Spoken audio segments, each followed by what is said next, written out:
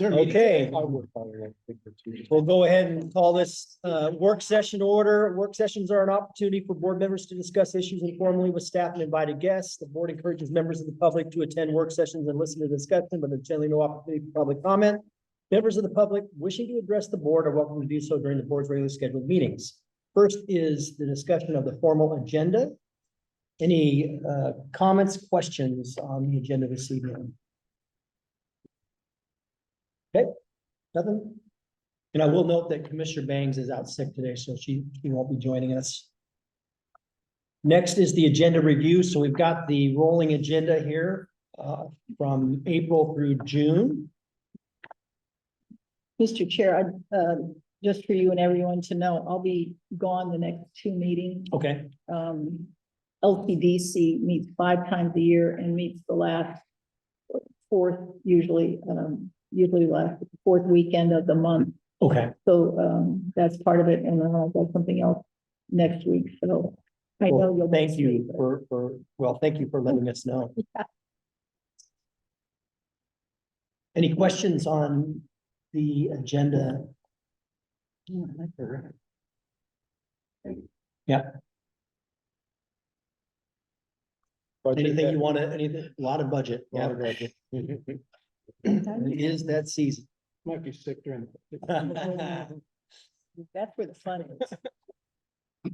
Okay, well, if we don't have any questions or comments on the rolling agenda here, we'll go ahead and move on to our main topic of the work session, which is HB 4002-5204A, the deflection program overview on page 3. And I'll turn it over to our Sheriff Matt Phillips. Yep, and also Lieutenant Kristen Handler. Yeah, she's my partner in justice. Wonderful. Thank you. All right. Thank you both for being here. So we'll tag team this because we're both working real closely on this project together, as well as some other stakeholders. So we have a presentation here for you tonight. We'll start kind of globally from that and work from the, just kind of an overview of the program, and then work towards what we're doing right now to accomplish a deflection program. So House Bill 4002 through the Behavioral Health Division of OHA has this impact grant to award to counties. There's about $21 million that is available. I'll get to it later, but there's the 23 counties that we put in for it. So the next part is the application requirements. We've met the eligibility requirements. So we're coordinating with the right stakeholders and partners. We're going to identify, we know who's going to be eligible for the program. We got to define what a successful outcome is. I think we have a concept of that and look at that. Then there's other requirements that are pretty consistent with every state program, and that won't be hard to achieve. Okay. So we were one of the early adopter counties. We're one of the 23 that submitted a letter. That's good news when it comes grant time. It's a short form application. We'll be able to get the money earlier in April. The project period starts in April. We'll get the money in June. Otherwise, the other counties, it's a different timeline. They could receive money by October. And then the next slide is the per county allocations. And I thought this one was pretty outstanding. We get considerably more money than our peers next to us. I don't know the whole reason for that, but I would suspect that it's probably our good relationship and reputation with the stakeholders that will be giving us the money. That's great. Mr. Chair, if I may. Commissioner Johnson, yes. Thank you. So Sheriff, I've mentioned this before, but I'll reiterate it. When the governor came to Seaside to listen, everybody around that table praised the interaction and the supportive relationship and how effective it was with our law enforcement and our behavioral health and our social workers. So that was before this funding stuff started getting talked about, special. And going to the LGAC and talking repeatedly about how we wanted to be in the game. We wanted to be one of those early adopters. So I love that you've got this here, and so we're in the game, we're getting the money, we're getting it early, and the good work that you did to establish our reputation is recognized and rewarded and funded. Well done. So, the deflection work group, we've had 2 meetings, but that consists of the required stakeholders. So myself, DA Ron Brown. But. We have. Oh, okay, Okay. yep. We gotta work out. We have the courts on board, that's, trial court, administrator Julie Bradeveld, Amy Baker from CBH, we have the defense representative with Chris Kino, Seaside Police Department with the Lieutenant. Lieutenant Guy Knight, yep, and Lieutenant Hanthorn. And then Kristen, you want to take the next couple slides? So our work group members, we've had our second meeting. And we've just kind of been working through the questions that we know are going to be on the grant and what our program is. And so one of the first things that we kind of tackled is for Clatsop County, what is a good candidate going to look like? And so having that conversation around the table, you know, we kind of talked about how people that are successful in rehab programs, in cutting down their use, or people that have something to lose.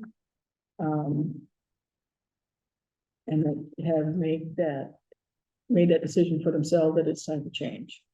So, one of the disqualifiers for being in the deflection program is if the person has other criminal charges, like other victim in the same event, or if they're already on supervision. So this is really gonna be those people that aren't already in the criminal justice,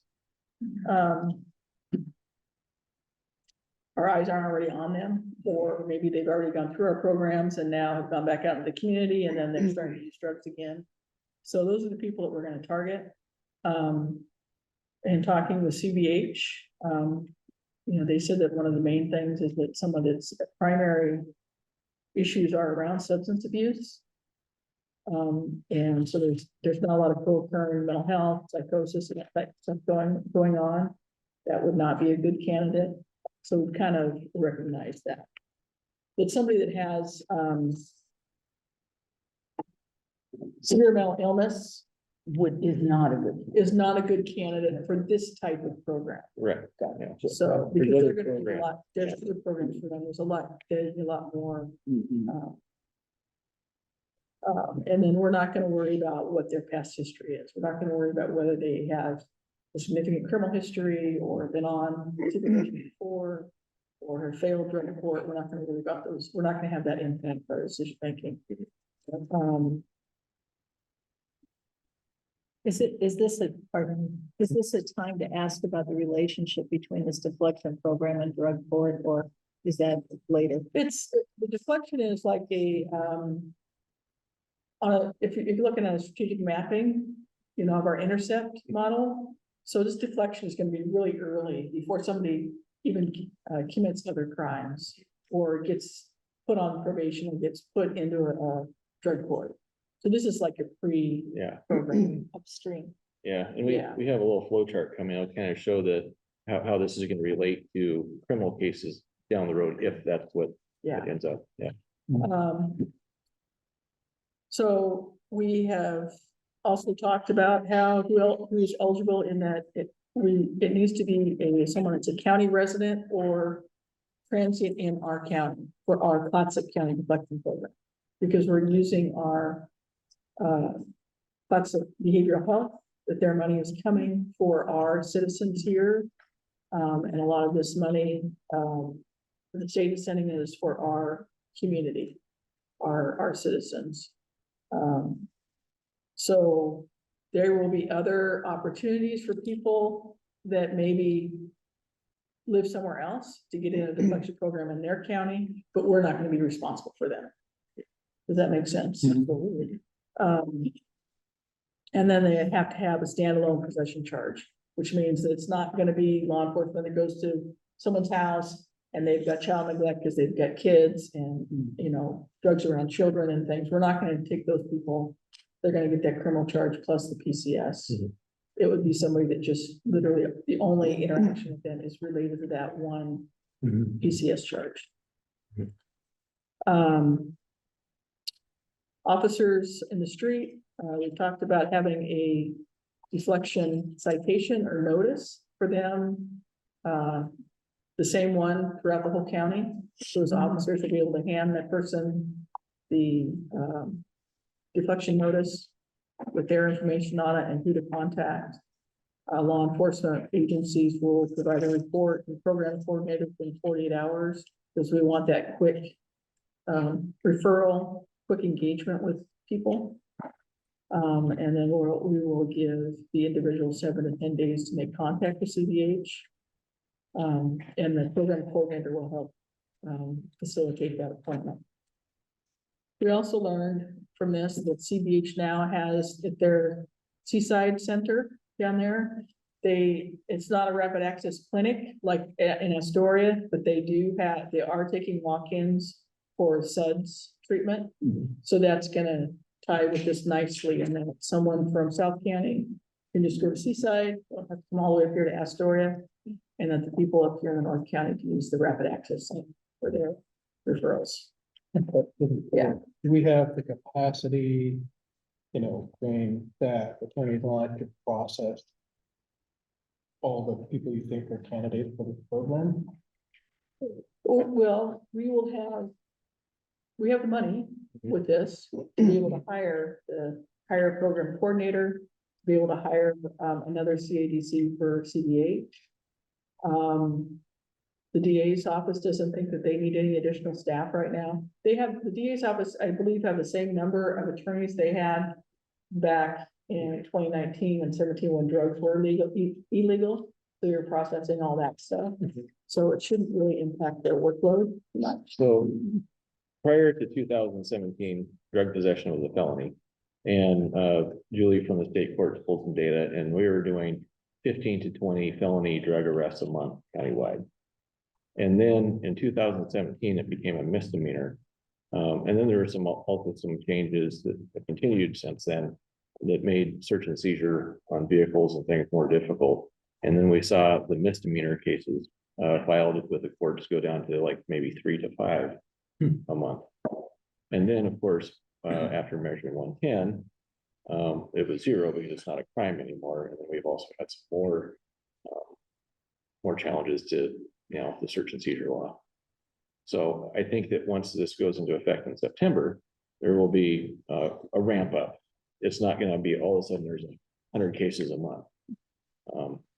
So you still got to respect people's liberties when we're doing our police work and respect their rights. But there will be a slow ramp up, and I think we'll be able to learn as we go. Thank you. Part of what our coordinators' job duties is going to be also is to communication and education for local law enforcement about the program, how to get people in, just getting it on the front burner again. I think it's going to help them make that decision in the field as to whether we'll go deflection or whether this is someone that needs to go to jail. Right out of the gate. So, CADC will do the intake assessment. We talked a lot about what program success would look like, and we kind of decided, falling on 90 days of engagement with CDH will be enough to get this citation that's hanging over their head for the PCS be dropped. If you go and sit in the chair for 90 days or get treatment for 90 days, we feel that's good enough for us to say that you successfully completed our program. Because we don't want to hold people for the whole length of time that they have to be, that they're in treatment or engaged. But a good solid start and then being engaged for 90 days, 3 months is a long time. 3 months with some progress. With If progress. they sit and don't engage, just show up, that's not going to count, but they need to show some progress. We talked about what do we do if the individual that's already in the deflection receives a new arrest or charge for another drug crime or for something else. And we decided they would remain in the deflection program, continue to get that treatment. And because we know that it's gonna take so long for them to get an attorney and for that to get processed through the court, to get back under supervision or some authority. Someone directing them to get treatment, so we're just gonna keep them moving on a parallel track. Is this where I asked about, do we have enough defense attorneys? Well, that's definitely part of it. We Yeah. don't have enough defense attorneys, and that's a good thing about deflection, that Yeah. keeps us out of that. Having to tap that. Manages that workload, does it? Yes, yeah. Okay. All right, there you go. Yeah, All right, so the flow chart, is pretty easy, but it starts with the officer makes contact with someone that's in violation of possession law. And then we'll provide that, it's really not a citation. We were thinking back to when we used to have written warnings. Something similar, but it'd be for the deflection program. It probably had to be a new date and time where, what happened, but also where to reach out to the resources. The address for Seaside, that's where you're probably a contact for our program coordinator. And the whole goal is gonna be to reach out to the person to help them engage. It'll also have some data on there that we'll use for later research about, male, female, age. Yeah. That type It'll have all the information. that we're gonna Yeah. want to be able to track. We would hope that the law enforcement agency would provide us that citation and the report to the program coordinator within 48 hours. Because if we're asking someone to engage in treatment within 7 to 10 days, we want that coordinator to know in a timely fashion, because it'd be great if everyone would show up on their own, check themselves in for an intake, but we'll also try to reach out to them and encourage them, or help them, break any barriers that they have, transportation, help them problem solve their way into getting engaged. If they make success in contacting that person, they'll help set up that meeting with CBH for the intake. And then, because there is an underlying crime, we'll still report it to the DA's office, with the understanding that it's gonna be a no file. It's just for information. But part of this is if the person refuses later on, we can still go back and file the charge to get them into treatment, with the help of the courts and community corrections, right? So if they engage with their assessment, then they'll go to treatment. And if the person continues successfully, the CBH staff will let our program coordinator know that this person has succeeded. And then the law requires that we expunge that record. So the police records related to that contact. Now, Immediately, does that expungement happen immediately? yeah, and so it's just the police report, there's no criminal arrest that needs to be removed from LEDs or anything like that. Oh. Because isn't that one of the big issues right now with expungement, that it takes so long? It does. It does, Okay, but those are people that have been, their record is in a lot of different areas. It's at police departments in their records, the report, it's at the DA's office, it's at the court. It's their fingerprints have been taken, so it's electronically in their criminal history.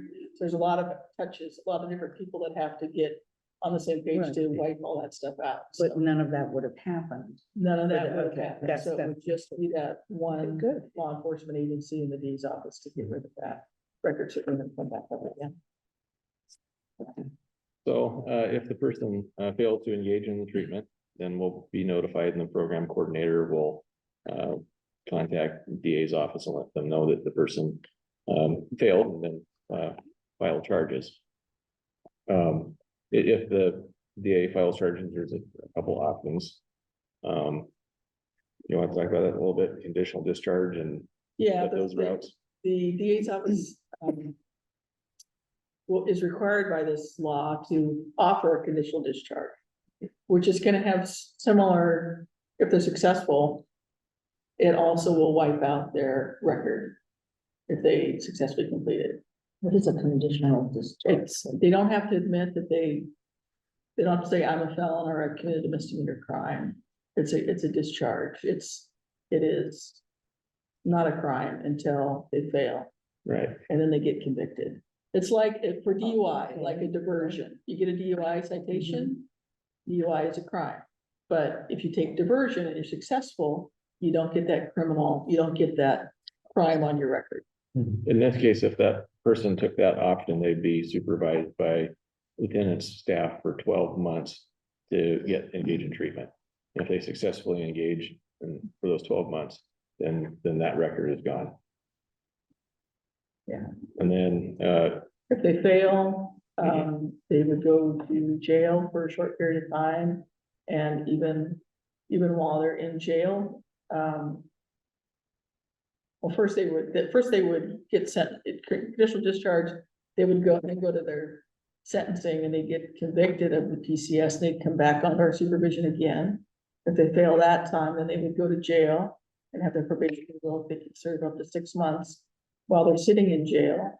They would have another off ramp to go back into treatment and get credit for jail time while they're doing treatment in an inpatient center or even outpatient. And if they get referred to an outpatient treatment in the community, then they also would be on our roles as far as for community correction. We would supervise them while they're completing that sentence. And again, if successful, there would be the expungement process. And just to be clear, the nature of the monitoring is through law enforcement, not through behavioral health or. yeah, Help. well, so on deflection, law enforcement's not involved. Okay. That is a relationship where we help steer someone Yeah. to CBH for treatment. Okay. And then we're uninvolved until we're told they either successfully completed or they failed to engage. Okay. And then, the other routes, the conditional discharge, or if they end up being convicted and on supervision, then that's gonna be managed through the community Yeah. correctional division. If they're on, community supervision, it's gonna be come to us and we will then be the monitor. We will be the one that's referring them to treatment, doing the UAs, treating them just like we do anybody else that we have on supervision. Yeah, that's what I'm looking to Yeah. understand more clearly is that we do have the system of both support and sidebars with the goal out front and consequences all the way along the line. Yes, and we have that in not just this program, but in all of our community corrections programs. All of them have the same goals in mind, helping people change and moving them along that change continuum. Part of your effectiveness, huh? Well, yeah, we have good staff and good programs.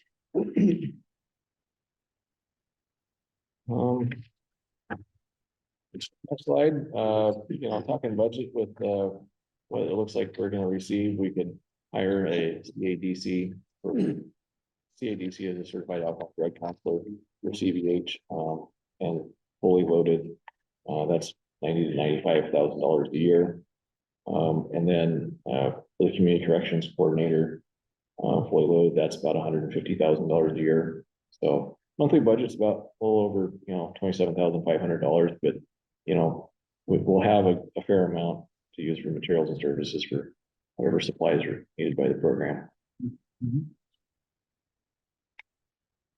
And the next steps, on the 9th, the Criminal Justice Commission will open up the application for us early adopters.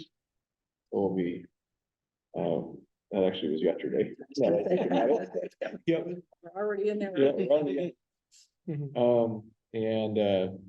So there's a training down in Salem. So several of us are gonna attend that. We're gonna continue our twice a month work group meetings. And once we get this all fleshed out, we're gonna need to develop a procedure manual so that we can do this consistently. Quick question, yeah. I remember when I saw, even though this is a big price tag, you look at it going, wow. But there was another thing I thought previously said, if the individual doesn't go through deflection, stays in the criminal system, then the cost was like so much greater to the community. So, people look at this, they have to kind of keep that perspective of, yes, this is expensive to our community. However, if it's successful, it's gonna save taxpayers a lot more in this system. Yeah. Community corrections, it's about $15 per person per day. For people who subscribe. And that's And that doesn't cover all of our costs. Because they don't give us enough money to do all the things that we need to be doing. But right now, that's about where it's at, $15 per day. So you add that, 40 or 50 coming in a month, that's a lot of. For perspective, I mean, it's a big benefit to the community and it helps out. Law enforcement helps everywhere. Yeah. It's a good program. Some other thoughts I forgot to mention, in cases even, and this goes to the defense attorney crisis, even cases that, maybe the officer doesn't refer someone to deflection and place them directly into court, the DA would have the opportunity to say, no, I'm not gonna file on this, I want this person to go to deflection. DA Ron Brown seems very comfortable with that, so that's a good thing. So there's multiple opportunities that steer someone into this program. Yeah. And, I think we have to have realistic expectations. It's not gonna, it's not a path to sobriety in 90 days for every person, right? But, we're really looking to help them go that way. I'm sure there are people who'll enter this program many times, but, usually we see them improve a little bit every time and make it farther. Really? Yeah. I mean, like drug court, maybe you could talk about that, but I mean, there's people that fail UAs throughout that thing, and then over the course of a year, now they're not failing UAs anymore, and they found housing, and Mhm. so it's a process. Yeah, even just the engagement with those services cuts down on their contacts in the community with law enforcement.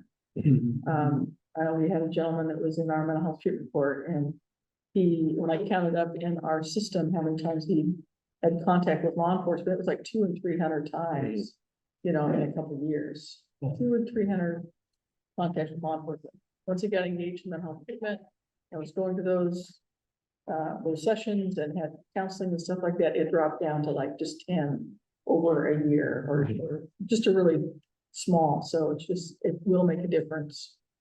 Even for our law enforcement, I think once we get people engaged, that it might reduce some of their other calls that they're going to with these people. So, man. Yeah. When we're talking with our budget committee, going forward, we don't have a place where we do a kind of a dog and pony show about upcoming trends that are, as you pointed out, required expenditure, but are long-term, very good investments. And it is incremental. They didn't learn the behaviors in a day. They won't cure in a day, but if we can help our budget committee see those longer term trends and what you're doing in the relationship between drug court and health court and deflection and incarceration and all of that, if you can do a concise presentation on that, I think that would help our budget committee understand something. Because you said, half our budget goes to law enforcement. That's a big chunk. And if we can, Yeah. sorry, we have the general fund, thank you. And that's what I don't have any general fund money. Yeah. Right, So, but you're saving us money and you're saving people's lives and you're helping turn them around to be productive citizens, which is helps their suffering and our suffering too.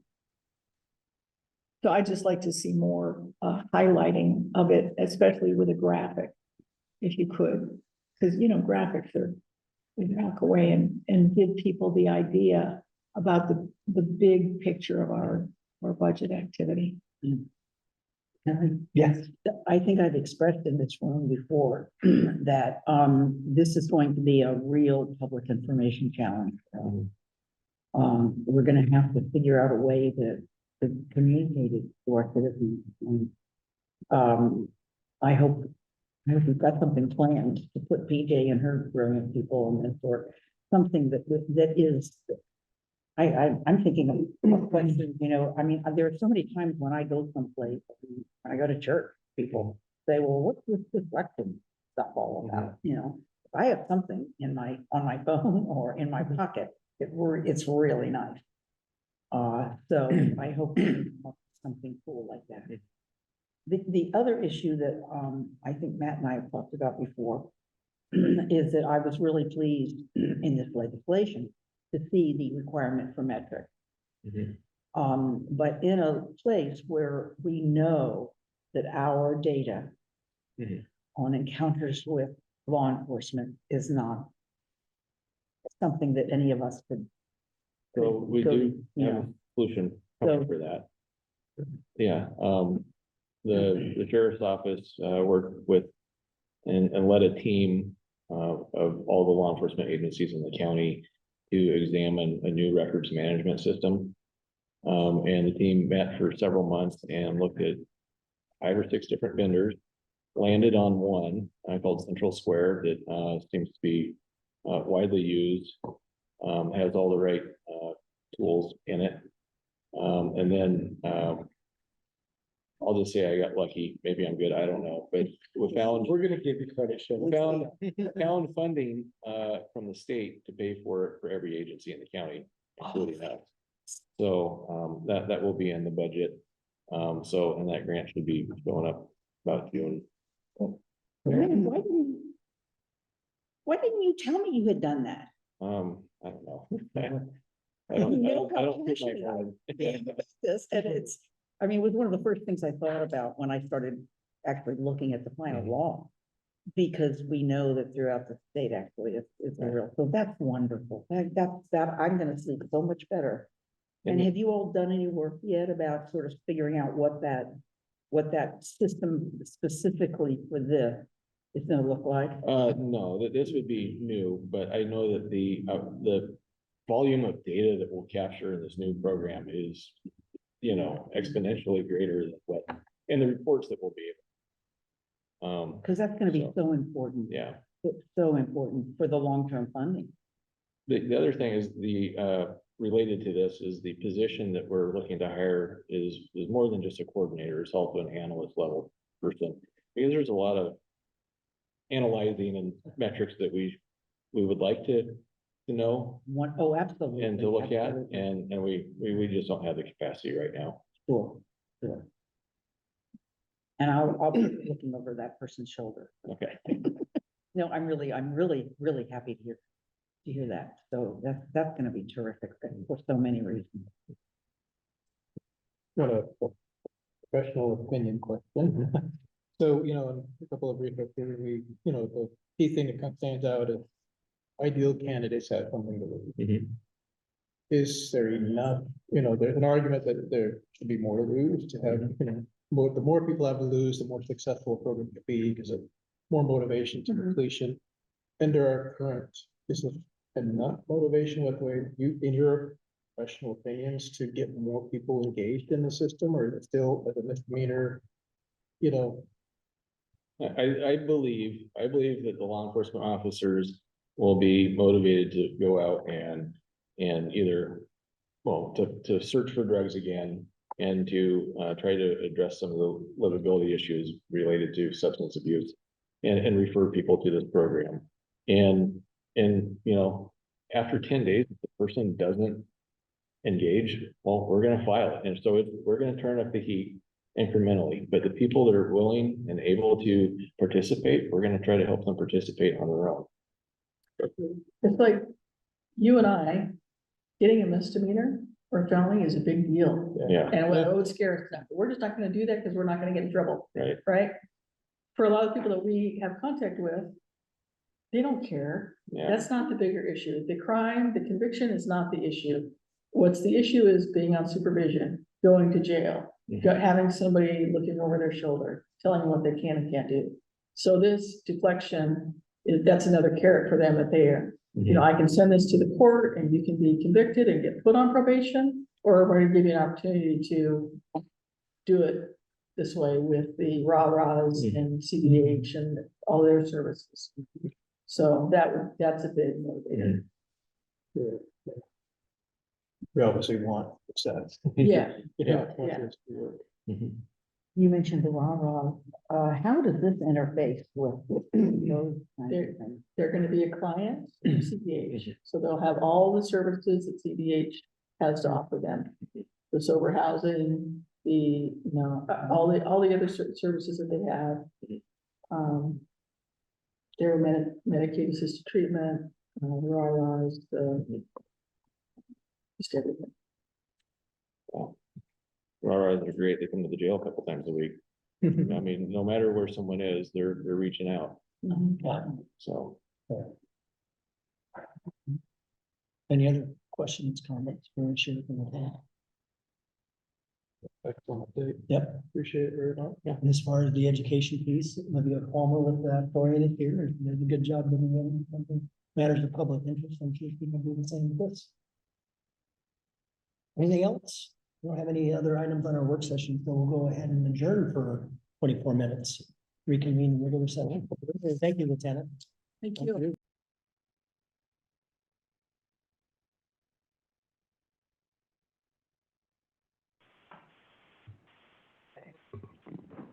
Ready to go, Commissioner Webb?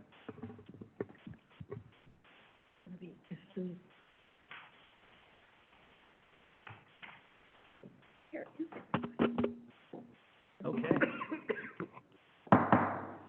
The Board of Commissioners, as the governing body of Clatsop County, all county service districts for which this body so acts, and as the Clatsop County Local Contract Review Board, is now meeting in regular session. All rise for the Pledge of Allegiance.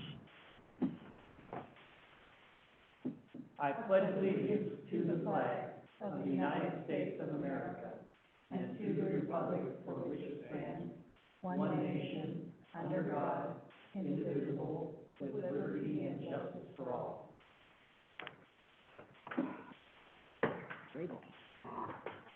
I want to welcome everybody here this evening. Clerk of the board, can we have the roll call, please? Chair Quilla, Here. Vice Chair Banks. Vice Chair Bangs is excused. Thank you. Commissioner Toyoka, Here. Commissioner Webb. Here. Commissioner Thompson. I'm here. All right, thank you very much, Clerk of the Board. We've had an opportunity to review the agenda during our work session. Do we have any comments or questions? Are we ready for a motion? Ready to, move to approve this agenda, Mr. Chair? Second. Moved and seconded to approve the agenda. All those in favor signify with an aye. Aye. Aye. All those opposed? Okay, motion carries. We'll move on to the first item, which is a proclamation for Child Abuse Prevention Month on page 7. County Manager? Chair Quilla, members of the board. Unfortunately, the representative from CASA was unable to make it this evening. So I am asking that your board approve resolution and order proclaiming April 2024 as Child Abuse Prevention Month and authorize the chair to read then sign the proclamation. Mr. Chair, could I make that motion, please? That I move that we approve the resolution and order proclaiming April 2024 as Child Abuse Prevention Month and authorize the chair to read, then sign the proclamation. I will second. Moved and seconded to approve the resolution and order proclaiming April 2024 as Child Abuse Prevention Month and authorize the chair to read, then sign the proclamation. All those in favor signify with an aye. Aye. Aye. All those opposed? Okay, motion carries. In the matter of proclaiming the period from April 1st, 2024 through April 30th, 2024 to be Child Abuse Prevention Month. Whereas child abuse and neglect is a serious problem affecting every segment of our community, and finding solutions requires input and action from everyone. And whereas every child is precious and deserves to grow up in a healthy, safe, nurturing environment, free from the dangers and harmful effects of child abuse and neglect. And whereas our children are our most valuable resources and will shape the future of Clatsop County, Oregon. And whereas child abuse can have long-term psychological, emotional, and physical effects that have lasting consequences for victims of abuse. And whereas child abuse prevention succeeds through partnerships among parents, child welfare agencies, mental and physical health care providers, schools, law enforcement agencies, faith-based organizations, businesses, and community members by fostering loving, supportive, and violence-free homes. And whereas we acknowledge that we must work together as a community to increase awareness about child abuse and contribute to promote social and emotional well-being of children in families in a safe, stable, and nurturing environment. And whereas prevention remains the best defense for our children and families. Now, therefore, be it hereby resolved that the Clatsop County Board of Commissioners does hereby proclaim April 2024 as Child Abuse Prevention Month, Clatsop County, and calls upon all community members and local agencies to increase their engagement and efforts to effectively prevent, recognize, and respond to child abuse. Dated this 10th day of April 2024, Clatsop County Board of Commissioners. We're here. Next is business from the public. This is an opportunity for anyone to give a 2-minute presentation about any item on the agenda, except for public hearings, or any topic of county concern that is not on the agenda. Clerk of the Board, are there any members of the public that have signed up to speak virtually? No, there are not. Are there any members of the public that have signed up to speak in person? Yes, Mary Eng. Okay, I have Mary Rose Eng. Mary? And good evening, County Commissioners. My name is Mary Eng. I'd like to congratulate Carol Epling for her lawsuit of $7.9 million for the pedestrian safety, severe damages to her leg. I went into the courthouse and read the case file. It's very intriguing what happened. What I'm concerned about are the issues with transparency with Superintendent Craig Hops, why the public has been left out of this, and did it affect an election cycle? I think nobody can win in a situation with a severe injury of a woman in her 70s. But I encourage everyone to drive safely. All pedestrians drive safely, wear safety colors and hats, bright colors if you can, and look out for each other and be kind and stop and wave. We can all slow down. And then additionally, I'd like to point out that 2 of my favorite homeless women who are elderly, disabled, they've suffered a lot of violence in their lives, have been excluded from Lifeboat. I think you know this would happen because you have put money in the hands of a man who has sexually harassed homeless and bullied people. I am thrilled that anybody gets a shower or gets a cot. But when you look at brothels in Germany are restricted not to be in basement because it's unsanitary and unsafe to have no ventilation and to be in a stagnant little basement. I urge you to consider working with the city to have a county ordinance specifying that shelters have to be in a humane scenario. If you put 22 dogs in a room that small, it would be considered animal cruelty. So it's not that I am against the homeless in any way. I want the homeless to have more humane to having dogs or being couples or medical needs. One of the women who's been kicked out of Lifeboat can't go up and down the stairs with her walker, and she can't travel her belongings down there. There's also a man down there with a knife who sexually assaulted women at the Deals Only store. I'd like to let you know that the Bureau of Labor and Industries is working towards a conciliation. It's sort of stagnated. Lifeboat's attorney resigned, I guess. So I'm open to conciliation because well, I think that's everything. Oh, and homeless camping tickets, $250 to $2,500. Yeah, thank you, Mary. Do we have anybody else that has signed up for public comment? No, we do not. Okay. We'll go ahead and close public comment at this time and move to the consent calendar. We have 3 items on the consent calendar in the Board of Commissioners minutes from March 13th. Contract for bulk fuel purchase and the Hillcrest Road pulverizing and CTB 2024 contract approval. Any questions or comments on the items on the consent calendar? Ready for a motion? Move to adopt the consent calendar, Mr. Chair. Second. Moved and seconded to adopt the consent calendar as presented. All those in favor signify with an aye. Aye. Aye. All those opposed? Okay, motion carries. Move on to Commissioner reports and Commissioner Thompson. Thank you, Mr. Chair. It's an ODOT week. Monday was the meeting of the ACT chairs in Kaiser. The chair, Julie Brown, and the vice chair, former Senator Byer, were there working with the area committee on transportation from all over the state. Fascinating, because ODOT needs money. What I said then, and I just want to repeat it now for the record, I think Commissioner Savas from Clackamas County pointed out, we have one system of roads. It includes state and federal, county, and private roads. So if we're looking at the road system, people who use those roads as pedestrians or vehicle drivers or bicyclists are operating with one system. Riffing on that, I said, I think we need a comprehensive, fair, and valid system of funding for that. So here's my proposal, because I love grabbing a third rail.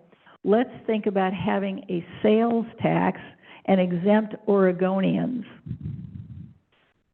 If we charge a sales tax and exempt Oregonians from paying it, then what we get are people paying for the system who do not otherwise pay for the system. So I don't know if that'll go anywhere, but it's an entertaining thought. Tomorrow at OMIC in Scappoose is the Coal Pack and Northwest Act meeting. If anybody wants to hear some more about that, you're as welcome as you can be. Thank you, Mr. Chair. That's my report. Appreciate the update. Commissioner Webb? I want to sign on board that train. I believe that, I would like to make a statement in support of my fellow commissioner. I find it absolutely absurd that there is no sales tax in Oregon when tourism is one of our biggest, sectors.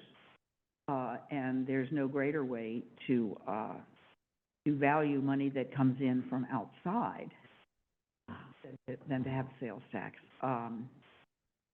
Like I say, when you perfect that piece of legislation, would you let me know so I can sign on to it? Gosh, Monday was also a day when I attended the, Don, I'm going to need your help with the PS. Is it, I'm trying to remember which one that would be, so. The guys who do the law enforcement training, Oh, TPSST. DPSSD, but it would be nice if everybody knew what that meant. The Department of Public Safety Public Safety Standards and Training. The folks, actually there were about 10 of the senior staff from the organization came and met with every city police force was represented in the room, as was Sheriff Phillips and myself. And it was an interesting conversation because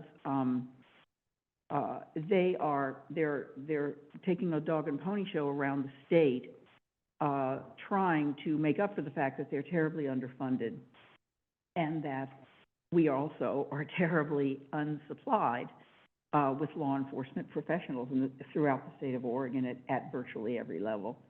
And they were talking about how they're trying to run their programs with so little money, and basically making a request that local police and sheriff's offices contribute some of their expert professionals to this organization in order to actually conduct some of the training, which I thought was just outrageously sad. And especially for law enforcement agencies like ours, they all value continuous training as a very, very valuable tool in both retaining staff and in getting oncoming staff trained as well.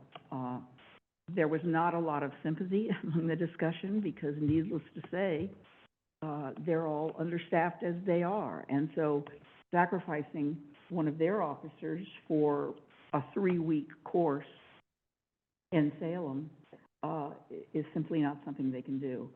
And I think it's another one of those very, very sad issues that we've got to start facing in this state, that we're going to have to put some public money into our necessary workforce in order to train them properly. We face this in the work that we've done for childcare. We face it, our businesses face it, our healthcare industry faces it. We were just talking a minute ago about a program about deflection that we're going to talk about in a minute. We're terribly understaffed. We can't get trained social workers and psychologists. And so I guess my message is that it's also faced by our law enforcement folks. And that's very concerning. I'm finding that my new position, as the, chair of the Regional 5-County Workforce Systems Board, is a little bit more demanding than I thought it was gonna be, but it's, I'm gonna be attending a conference in May back in DC on some employment issues that I'm really looking forward to being able to bring back. I've also met with, 2 of the members of the board of the community college, offer our assistance and my assistance to them in structuring their programs and getting the necessary funds through the Work Systems Board for it. And, I think that's all I have. Okay, great. Thank you, Commissioner. Appreciate your work on that. Thank you. You know, we could have further discussion too, but as far as sales taxes, one thing, it's a slippery slope. Because already in Oregon, we kind of have a sales tax already. There's a corporate activity tax, it's already being charged on all goods. And it was designed as a pass-through. So consumers are already paying a sales tax. You know, it's based on gross sales and it's a pass-through to the consumer, so it's already a sales tax, just has a different name. So as we talk about that in the future, I think it's kind of one of those slippery slopes. We have to kind of really figure out what is, you know, a true sales tax, what is consumer already paying, and so when we have further discussions, we can kind of incorporate that into the discussion too. My report, first of all, Veterans Monthly Breakfast. I wanted to say it got kicked off. Our VSO, Carl Wiley, we had the first one on April 4th. We were proudly, it was at Lum's Auto Center, and the breakfast was provided and donated by Zach Poole of the owner of the Pig and Pancake. So, and the response right now is that we are getting queries from different restaurants and different providers to deliver breakfast free to the veterans. They used to go to a location, pay their, you know, $7 or $8 fee, get their food.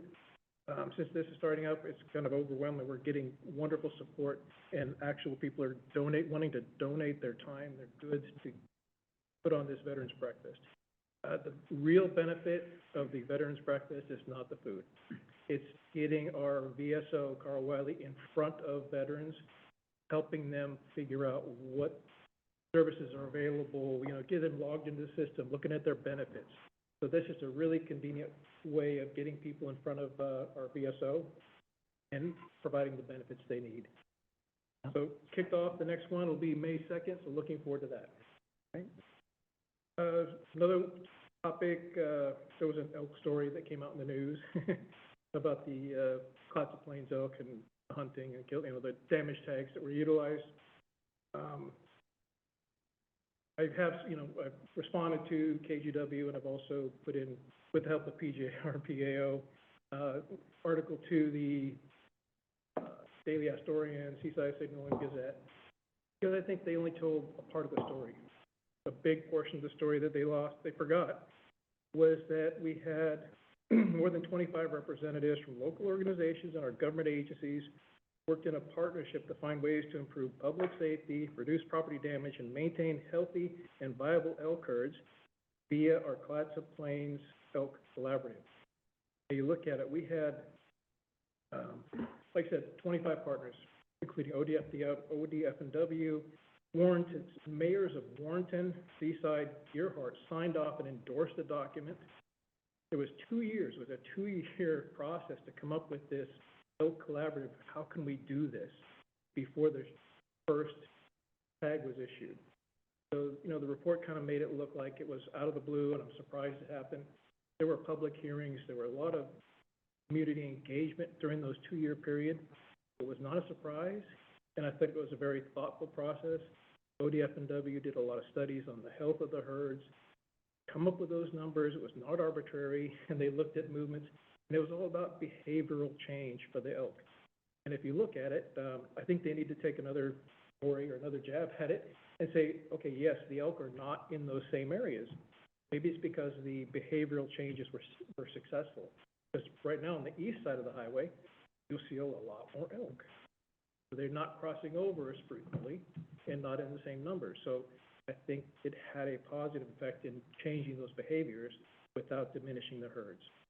So with the continued partnership with ODF&W, we'll get the real data on the number of animals in those herds how successful this program was, and, you know, it's gonna alleviate a lot of that human-elk interaction that was not positive. So, more to follow. I'm on the regional housing board here with, and one of the things that comes up, you know, there's short-term rentals, obviously, is part of the conversation. I'm just gonna address one small segment. You know, there's a lot of argument. We've had some emails to our board about it too.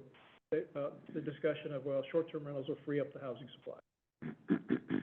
That's not necessarily a true statement. So, and we've had, and I got the data from our previous meeting from the assessor's office, and it showed, here is the demographic of the short-term rentals within Clatsop County, the numbers. And if you look at those numbers, their actual conclusion was, these are not homes that'll fall into workforce housing. My concern about trying to use those comparisons is that if somebody truly says, we're gonna get all of our housing supply back, we get rid of short-term rentals, number one, it's not true. Number two, my concern is it will diminish the efforts in our program to create workforce, that missing middle housing, all the work we're doing right now, we're trying to create that. We still need that need. We still have to continue that effort. We can't kind of fall into the pitfall of, well, this will supply the housing, so we don't need to be as focused on this other effort. I think we have to stay focused and kind of say, yes, it might have a fractional impact, but not much. You know, there's studies from Purdue University saying, you know, you have a short-term rental in an area, your housing goes up 2.7.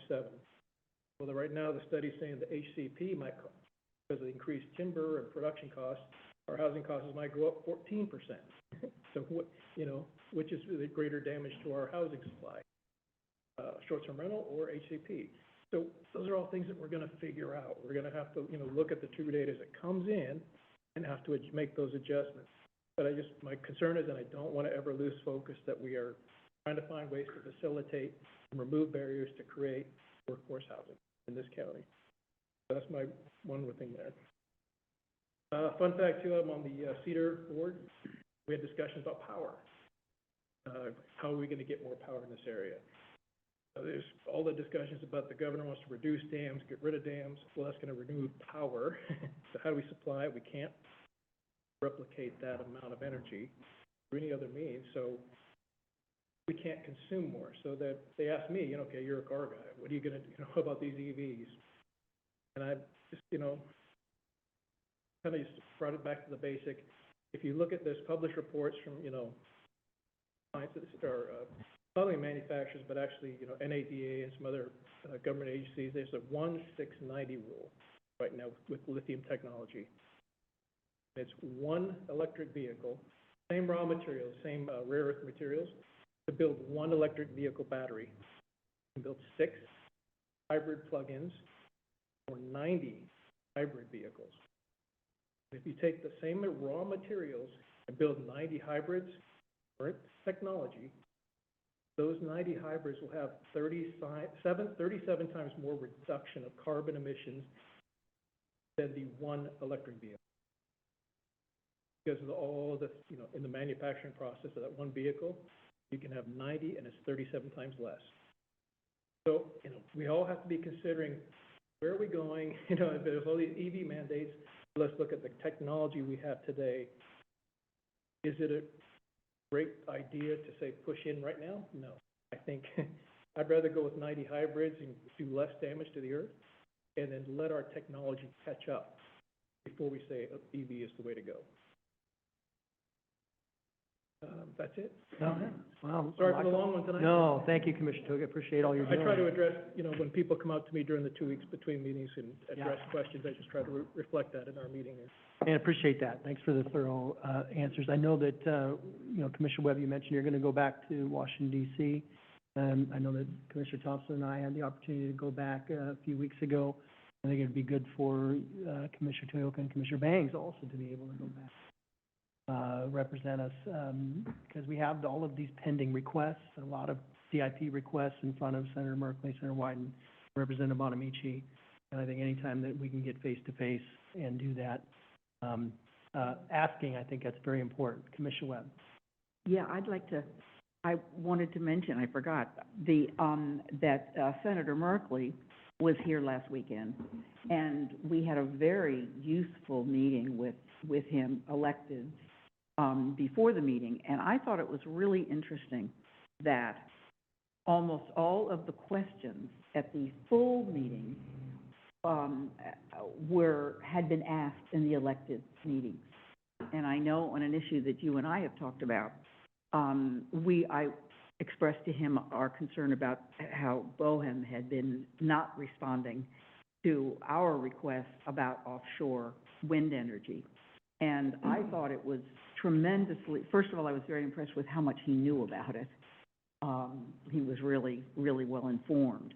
And he expressed the kind of good news that, because we have, I know, we were asking, and I've spoken with Representative Bonamici about it as well, about the harm to our fisheries. And Senator Merkley said that he doesn't think these licenses are going to be let very soon because they're so expensive. It's so expensive. What they're learning in the rest of the world is that they're the long, what you call that, column that goes in. And he said that the cost per kilowatt is just so extreme that he doesn't think anybody's going to pick up these. So I thought that was awfully good news, and it was wonderful news that he knew so much about it and was concerned about it, and also mentioned that the same thing was true with the new FEMA regulations. That he was very disappointed. He didn't think they were very responsive to our comments at the local level, but he's on it.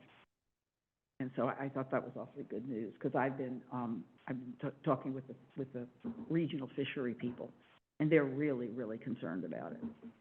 So I think, thank you for the Thank you, Commissioner Webb, and appreciated your emceeing as they were in your district, Commissioner. Thank you. Yes, yes. In your district, you did a good job. And his staff was wonderful to work with. It was Yes. a great meeting. Yeah, it was. I would also just highlight the work session where we talked about the deflection program. Really appreciate all that the sheriff and Lieutenant Hanthorn have done to get us as an early adopter within the program, and it provides us a more efficient pathway in order for funding, or to receive funding. So that was it was nice to have it kind of laid out exactly what the process will be. And again, it reflects a lot of time and energy on behalf of our staff and our sheriff's department in putting it together. So very well done. And with that, I'll turn over to our county manager. Chair Creeler, members of the board, I'll be really brief. As you know, it's just budget time right now. We're making the final push to get the document done and to your board. And, like every budget process, it's a team sport. A lot goes into it, and I'll certainly be talking to your board members about where we are and kind of what some of the forward challenges are going to be. Just real quickly, some of the challenges that we are really, I characterize them as being, episodic, meaning inflation, cost of procuring services, purchasing gas has been more expensive recently. We have the reserve fund to deal with those kind of episodic ebbs and flows, but there's some systemic issues that are also challenging us. And those are two of them you're very aware of. One is the impacts of tourism, which we have a legislative concept for the 2025 session. The other is the timber revenues, and there'll be a legislative approach to hopefully mitigating that in 2025 also. But the other one for me is also the fact that, providing healthcare in the jail is an expensive proposition, and something that a lot of the sheriffs and others have been advocating for a long time, is the federal government to allow Medicaid to be used for in custody adults. And I think that's something that obviously is a federal issue and it's a state issue. But that's something that would provide relief at every level of government that has, in custody adults. So that's a bigger one, but those two issues for us, the two middle ones that I talked about, the transient lodging tax impacts of tourism and then the ACP revenue are going to be really vital for our stability as we move forward. So the budget process this year won't end at the end of the fiscal year. We're going to have to keep going because we don't know what's going to happen in 2025, and we'll have to have a contingency plan on what does happen if we don't get some of that relief. So just wanted to share that with your board.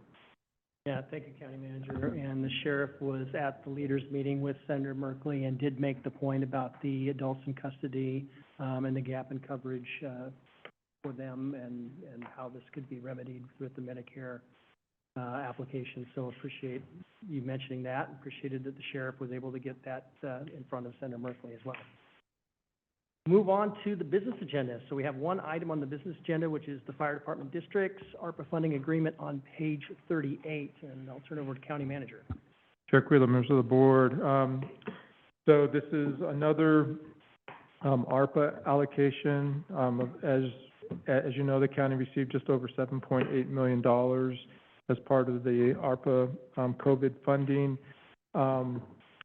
We are gratified to be able to work with the fire departments, fire defense board, to come up with a methodology and an amount that will truly make a difference for a lot of these agencies. I did meet with the fire defense board. They were very thankful to the board for considering this allocation. I also walked them through the transient lodging tax concept, because certainly one of the special districts that would benefit from more transient lodging flexibility on the distribution would be fire agencies that are regularly impacted in disproportionate ways by the tourism impacts. So there's a base amount which totals $110,000 that would be allocated to every fire district as well as fire department.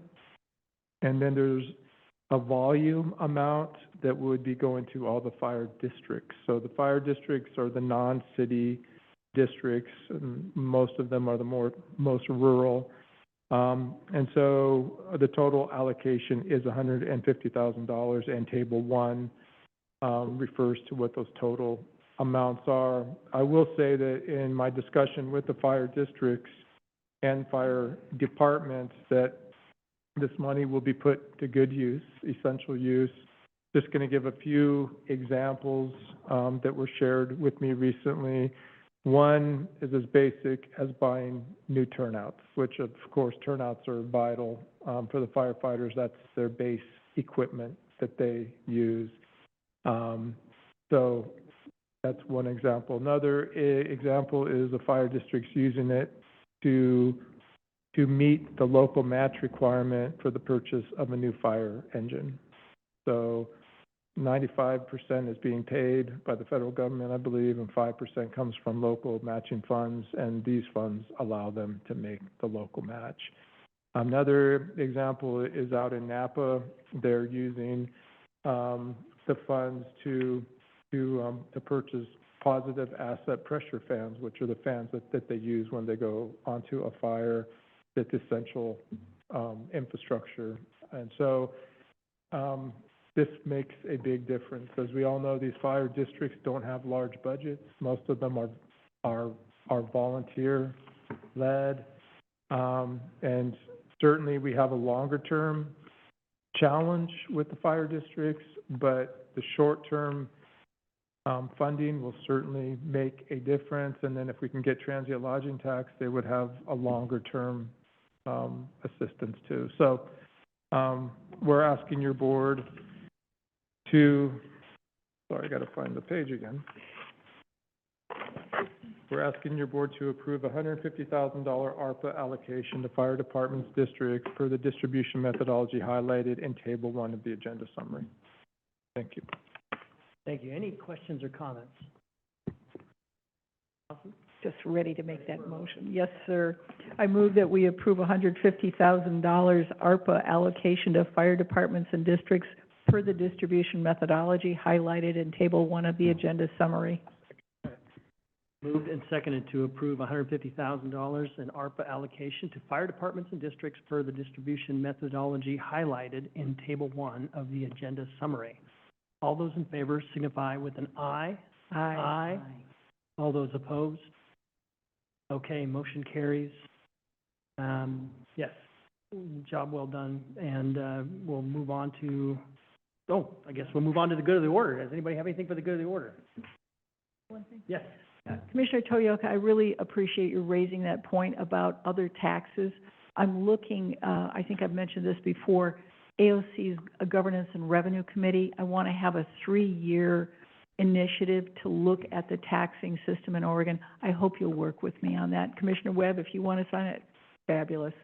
Clatsop County will be recommended, because we want something that is comprehensive, that is equitable, that's adequate and stable.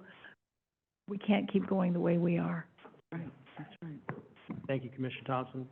Item for good of the order. Commissioner Tuoka? But, kudos and thanks to our staff, with that Georgia Pacific announcement about Wanna Mill, the $150 million investment into our local mill, and that is huge for us in our county.